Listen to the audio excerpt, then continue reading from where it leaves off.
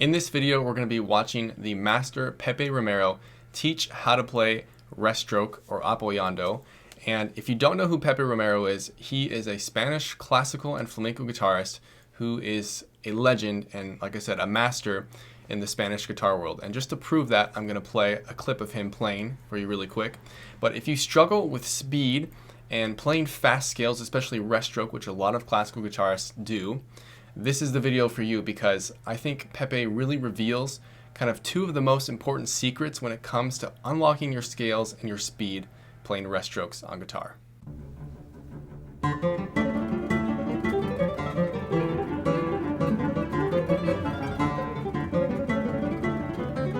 Okay, I don't want to play too much of that so I don't get a copyright strike, but man, their scales are screaming. That's Pepe playing with his brother Angel Romero.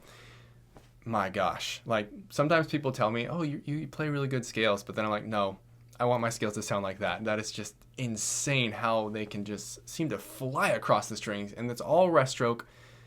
They're just screaming. It's insane. So let's get into the lesson video now. Let's think,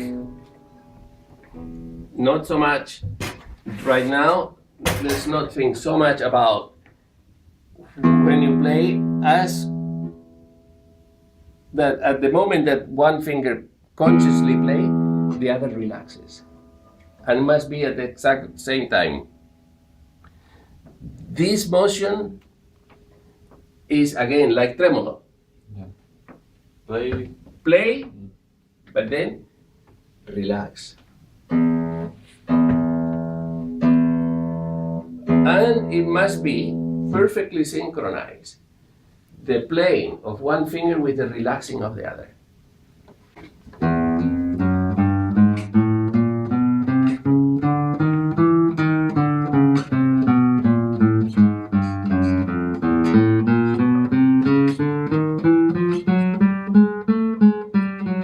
We do apoyando because enganchando is much easier.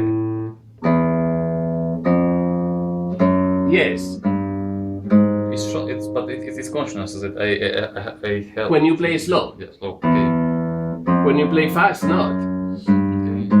Because what is conscious about it is you feel, do this and hold it. You have to hold it, right? Yes. Now, to move it back, relax. And it's how fast you can relax. And you must relax at the same speed as the other one. That's it. Okay.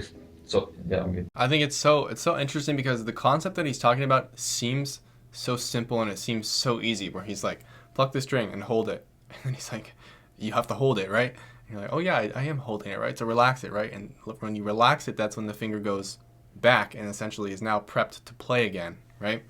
And I think a lot of times people are always focused on how fast they can play or how fast they're trying to move, and they're not thinking about relaxing, how fast they can relax. Yes.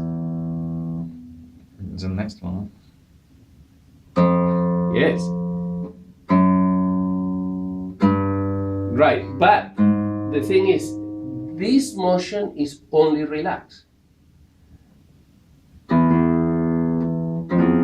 Yes, exactly.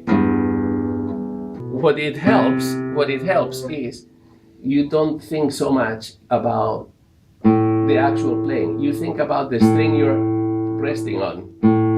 You hold it until it changes. So in a sense, you're doing this.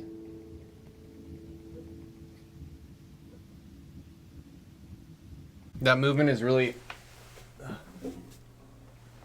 is basically similar to kind of tapping your fingers like this on the guitar. My teacher, Parkening, would always say, how fast can you do this? And however fast you can do that, he's like, you should be able to play roughly that same speed.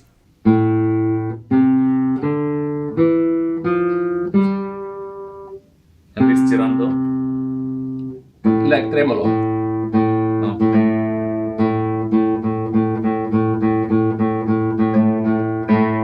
Interesting how he relates free stroke or tirando to tremolo. I think that's kind of cool. Thank you. Your tirando is not a problem, you do it perfect. The apoyando is a little bit not as good as the tirando. As I always say, I don't know why it's such a common problem, but for a lot of people, their free strokes are like beautiful and they're perfect, and then when it comes to rest stroke, it's not the same.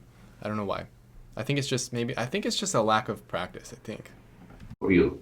Okay, so let's.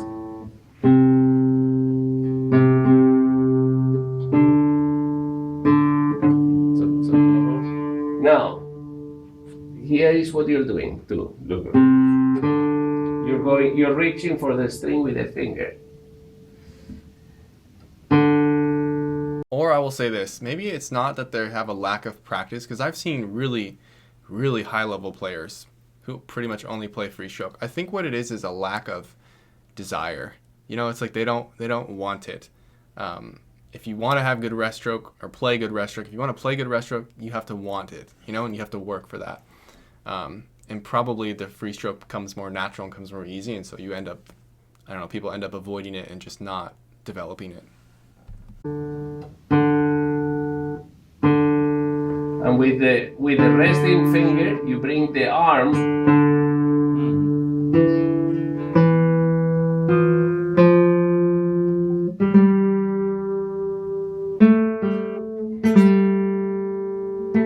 Okay, and this is the second point that I think is crucial for playing faster scales. When you're ascending and descending the strings, you have to move your arm just a little bit so that your position stays the same, right? If I stay here and then I play on the high strings, right, my position is now different than it is if I play on the low string, right? But if I move my arm up a little bit, now my position can just stay the same. You have one point at which I call neutral, where the finger is like this. Normal.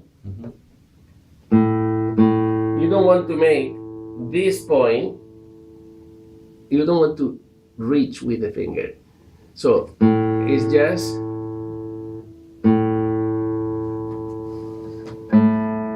Profound. That is such a profound, it's such a small thing, but a lot of times, like I made a video about this on string crossing. That's where people struggle when they play rest stroke and the reason is they're trying to reach for the string, and this is such an awkward movement to try to reach for it when you can just move your hand like he did, and he just moved it, and now the movement is so much easier.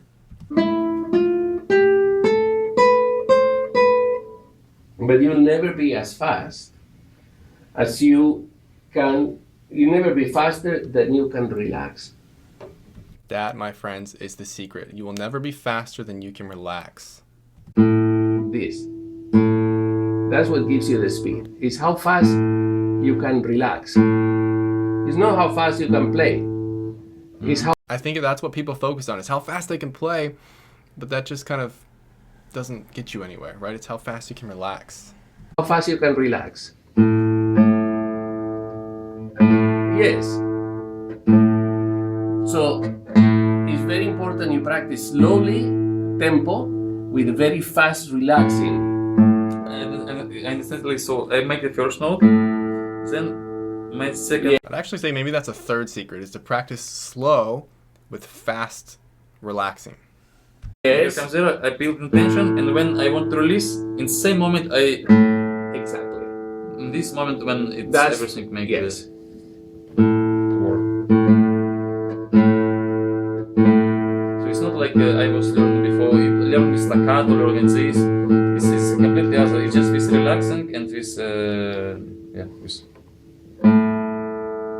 It helps itself, Yes. And when you only when this movement is only relaxed, you'll always be very close to the string. You won't go.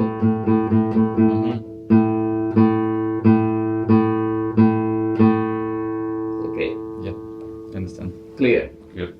So I hope that was helpful for you. There's kind of three main points that I just want to get across, or kind of those three secrets. One is how fast can you relax your fingers, not how fast can you play. The second one was just slightly moving your arm as you ascend and descend the strings so your position stays the same. And the third one was practice slow, but practice relaxing fast. So enjoy practicing some scales for me. Happy practicing, and we'll see you guys in the next video.